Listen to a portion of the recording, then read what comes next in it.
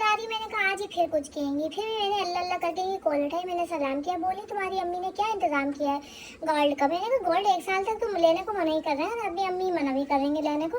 तो बोली मेरे 1 साल के लिए भूल जाओ। मैंने कहा क्या भूल जाओ, बोली शादी। तो मैं चुप रही 2-3 सेकंड को।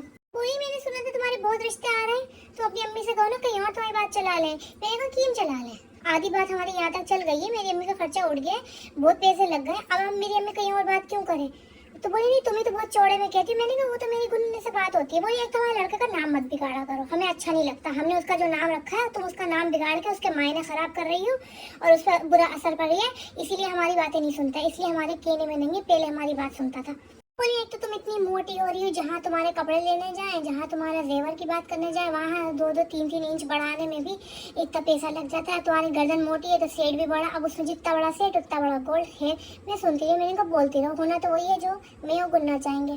कहेंगे तुम उसके साथ बैठोगी उसकी माँ लगोगी, इतनी मोटी हो रही हो, और मेरे साथ बैठोगी तो मेरी तो बहन लगोगी, वो भी बड़ी।